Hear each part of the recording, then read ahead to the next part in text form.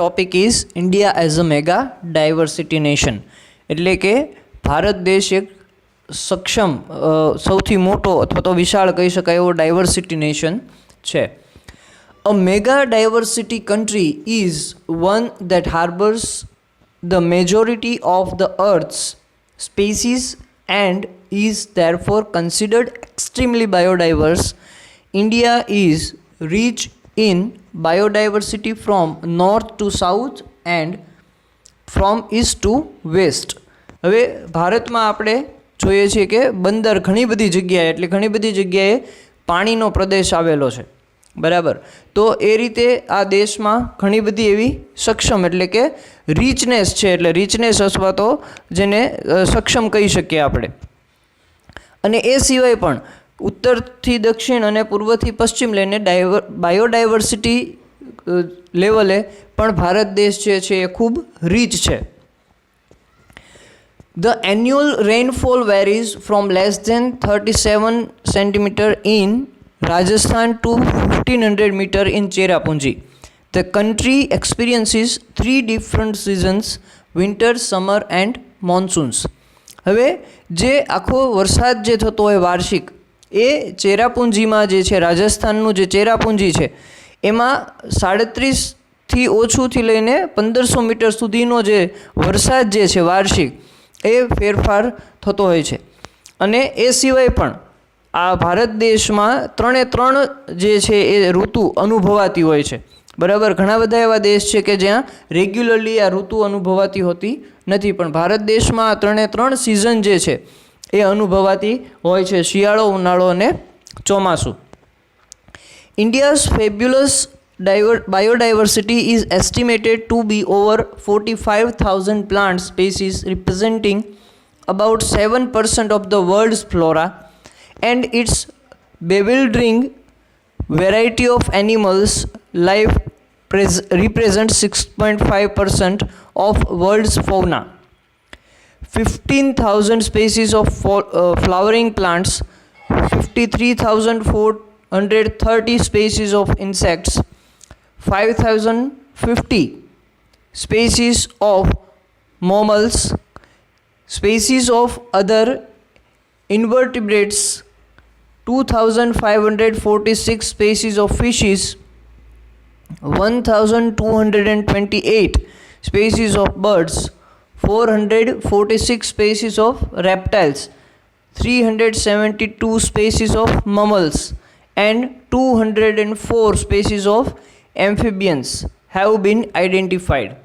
હવે જે ભારત દેશ છે એ જે બાયોડાયવર્સિટી આપણે કહીએ છીએ, બાયોડાયવર્સિટી એટલે કે જૈવ વિવિધતા, એ પશુ પક્ષી પ્રાણી હોય કે પછી પ્લાન્ટ્સ હોય, છોડ હોય, વૃક્ષ હોય, આ બધામાં ઘણી બધી વિવિધતાઓ જોવા મળે છે. અને સૌથી વધુ વિવિધતા જે છે એ ભારત દેશમાં જોવા મળે છે.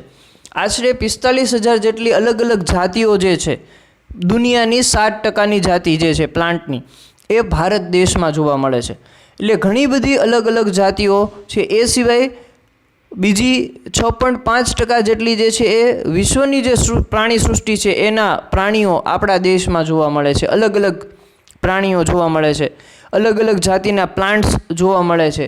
એ સિવાય જંતુઓ, જીવજંતુ જેને નાના કહી શકીએ, શંખલા જે છે એના અલગ અલગ પ્રકારો છે. પછી જે પીઠની હાડમાળ વિનાના જે એવા પ્રકારના પશુ પક્ષીઓ કે હોય એ પણ અહીંયા સૌથી વધારે જોવા મળે છે.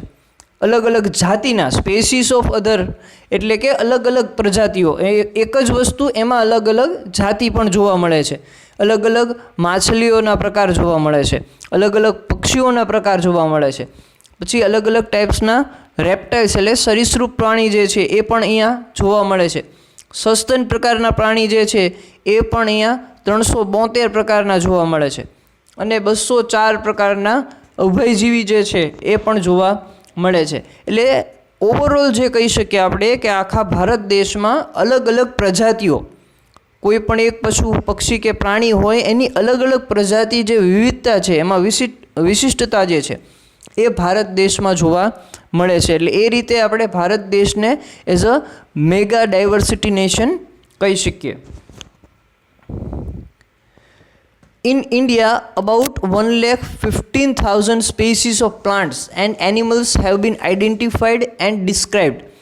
India stands 10th in 25 most plant-rich countries of the world. Plant richness means greater uniqueness of species present. હવે ભારત દેશમાં 1,15,000 જેટલી અલગ અલગ જાતિઓ પ્રજાતિઓ સ્પેસીસ એટલે કે અલગ અલગ પ્રજાતિઓ એ પ્લાન્ટ અને એનિમલ્સમાં જોવા મળે છે. બરાબર, એ ભારતમાંથી એવું મળી આવ્યું છે કે જેમાં આટલા પ્રકારની અલગ અલગ પ્રજાતિઓ જોવા મળે છે. આખા વર્લ્ડના જે 25 મોસ્ટ પ્લાન્ટ રીચ કન્ટ્રીઝ છે, બરાબર, એમાં આ ભારત દેશનો 10મો નંબર આવે છે. બરાબર, પ્લાન્ટ રિચનેસ એટલે કે સૌથી યુનિક પ્રકારના અલગ અલગ પ્રજાતિના પ્લાન્ટ જે અહીંયા ભારત દેશમાં જોવા મળે છે. India has been described as one of 12 mega diversity countries possessing a rich means of all living organisms when biodiversity is viewed as a whole. The greater the multidiversity of species, greater is the contribution to biodiversity. હવે જે India જે છે, ભારત દેશ જે છે, એ અલગ અલગ કન્ટ્રીના, બરાબર, જે સૌથી મોટા 12 જેટલા જે કહી શકીએ આપણે કે મેગા ડાયવર્સિટી નેશન છે, એમાં પણ એનો એક સમાવેશ થાય છે. અને એમાં પણ એક સૌથી આગળ પડતું સ્થાન જે છે ભારત દેશનો છે, કારણ કે અહીંયા બધા જ પ્રકારના ઓર્ગેનિઝમ્સ, બરાબર, કે જીવો છે એ અહીંયા રહે છે. અને એ પાછા અલગ અલગ પ્રજાતિના અલગ અલગ રીતે પણ જોવા મળે છે. બરાબર છે. તો જેમ કે કહી શકીએ કે કોઈ પણ પશુ પક્ષી કે પ્રાણી હોય એ વાતાવરણ પ્રમાણે અલગ અલગ હોય છે. બરાબર, તો એ ભારત દેશમાં બધા પ્રકારનું વાતાવરણ જોવા મળે છે. બરાબર, અહીંયા એવા પણ ગામ છે કે જ્યાં ખૂબ ઠંડી પડે છે, એવા પણ છે કે જ્યાં ખૂબ વરસાદ પડે છે, એવા પણ અમુક સૂકા પણ પ્રદેશો છે. એટલે ટૂંકમાં બધી જ વસ્તુ અહીંયા જોવા મળે છે. એટલે એક જ પ્રકારના પશુ પક્ષી પ્રાણી હોય કે પ્લાન્ટ હોય, છોડ હોય, એ અલગ અલગ પ્રજાતિના જોવા મળે છે. There are 25 clearly defined areas in the world called hotspots which support about 50,000 endemic plant species comprising 20% of the world's total flora. India's defined location of hotspots is the Western Ghats and the northeastern region. હવે જે કોઈ પણ overall જે biodiversity જે છે અને એમાં જે કાઉન્ટિંગ થાય છે, બરાબર, એને હોટસ્પોટ કહે છે. અને આ હોટસ્પોટમાં ભારત દેશ જે છે એ પણ એમાં કાઉન્ટ થાય છે. અને એ લોકેશન શેમાં આવે છે તો કે વેસ્ટર્ન ઘાટ અને નોર્થ ઇસ્ટર્ન ઘાટ. તો આ બે જે જગ્યા છે ત્યાં આ પ્રકારનું વધુ પડતી બાયોડાયવર્સિટી જે છે એ જોવા મળતી હોય છે. ટૂંકમાં જે છે એ ભારત દેશ જે છે એમાં દરેક વસ્તુની અલગ અલગ પ્રજાતિ જોવા મળે છે. એ પ્લાન્ટ હોય, એનિમલ હોય, પશુ પક્ષી હોય, કોઈ પણ હોય, બરાબર. તો એ લેવલે India as a mega diversity nation, તો આ ભારત દેશ છે એ બધી જ રીતે આ રીતે સક્ષમ છે, કારણ કે અલગ અલગ વાતાવરણ પણ છે અને અલગ અલગ પ્રજાતિઓના પશુ પક્ષી અને પ્રાણીઓ છે અને અલગ અલગ વૃક્ષો પણ જોવા મળે છે. So this is the India as a mega diversity nation. So this is four today. Thank you.